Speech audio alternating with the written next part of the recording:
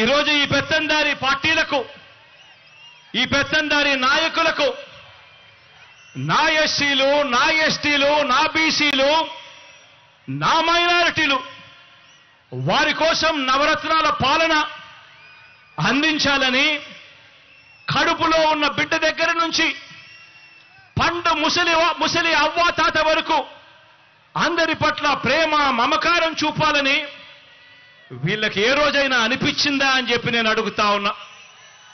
మీ బిడ్డ పాలనలో ఈ 56 నెలల కాలంలో 2,47,000 కోట్ల రూపాయలు నేరుగా మీ బిడ్డను బటన్ నొక్కుతున్నాడు.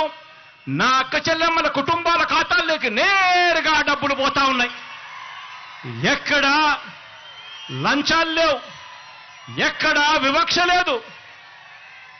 మరి రాష్ట్రాన్ని దోచుకునేందుకు మాత్రమే రాష్ట్రంలో పదవులు కావాలి అని చెప్పి ఆకాంక్షిస్తా ఉన్న ఈ పెత్తందారి పార్టీలకు, ఈ పెత్తందారి నాయకులకు ఏ రోజైనా కూడా ఇలాంటి వాళ్లకు ఇలా బటన్ నొక్కడం, ఇలా బటన్ నొక్కితే 2,47,000 కోట్లు పేద అక్క చెల్లెమ్మలకు పోయే పరిస్థితి ఉంటుంది, ఇలాంటి కార్యక్రమం చేయగలుగుతాము అని చెప్పి ఏ రోజైనా అనిపించిందా అని చెప్పి ఒక్కసారి ఆలోచన చేయమని కోరుతా ఉన్నా. ఇవన్నీ కూడా సామాజిక న్యాయాన్ని అందించడంలో విప్లవంగా పుట్టిన వ్యవస్థలు. ఈరోజు గ్రామ స్థాయిలో చిక్కటి చిరునవ్వుతో మన పిల్లలు కనిపిస్తారు. సచివాలయంలో మన గ్రామంలోనే ప్రతి 2,000 జనాభాకు ఒక సచివాలయం, ప్రతి 50 నుంచి 60 ఇళ్లకు ఒక వాలంటీర్. చిక్కటి చిరునవ్వుతో, లంచాలు లేకుండా, వివక్ష లేకుండా ప్రతి అక్క చెల్లెమ్మను, ప్రతి పేదవాడిని, ప్రతి రైతన్నను చెయ్యి పట్టుకుని నడిపిస్తూ ఈరోజు గ్రామ స్వరాజ్యం అంటే ఇది, అంబేద్కర్ గారి కలలుగన్న రాజ్యం ఇది అని చెప్పి ఏకంగా ఆ పిల్లలు, ఆ చెల్లెమ్మలు, ఆ తమ్ముళ్ళు ఈరోజు గ్రామ స్వరాజ్యం అంటే ఇది అని చెప్పి దేశానికే చూపిస్తా ఉన్నారు. ఇవన్నీ కూడా సామాజిక న్యాయాన్ని అందించడంలో విప్లవంగా పుట్టిన వ్యవస్థలు. కాబట్టే మనం ఆచరించిన విధానాలకు ప్రతీకగా ఈ సామాజిక న్యాయ మహాశిల్పం అనే దాన్ని ఈరోజు మనం నిర్మించుకున్నాం. ఈరోజు మనం ఆవిష్కరణ కూడా చేస్తా ఉన్నాము అని ఇవాళ గర్వంగా చెప్తా ఉన్నాను.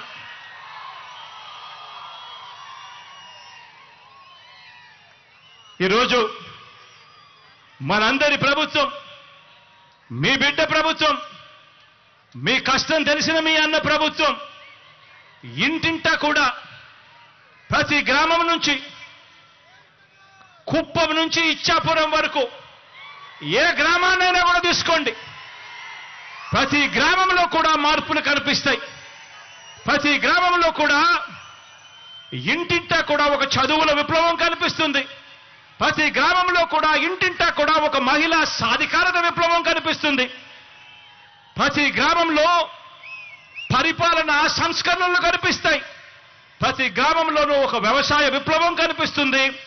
ప్రతి గ్రామంలోనూ కూడా పారిశ్రామిక మౌలిక సదుపాయాల విప్లవం కల్పించేట్టుగా దిశగా ఆ జిల్లాలో ఎప్పుడూ చూడని విధంగా ఈరోజు అభివృద్ధి కనిపిస్తా ఉంది. వైద్య ఆరోగ్య రంగంలో ఎప్పుడూ కూడా ఊహించని విధంగా గ్రామ స్థాయిలోనే మార్పు చెందిన మరో విప్లవం మన పిల్లలకు అక్కడే కనిపిస్తా ఉంది. కడతా ఉన్న డిజిటల్ లైబ్రరీలు కనిపిస్తా ఉన్నాయి. ప్రతి అంశంలోనూ కూడా పేదల అభివృద్ధికి, పేదల అభ్యున్నతికి తీసుకుంటా ఉన్న ప్రతి ఒక్క నిర్ణయానికి కూడా దేవుడి దయ, ప్రజలందరి చల్లని దీవెనలు కలకాలం ఉండాలని చెప్పి ఆ మహానుభావుడి విగ్రహాన్ని ఆవిష్కరించే కార్యక్రమంలోకి ఇక్కడ నుంచి అందరం కూడా బయలుదేరి ఎక్కడికి పోదాము అని చెప్పి కూడా ఈ సందర్భంగా తెలియజేస్తా ఉన్నాను.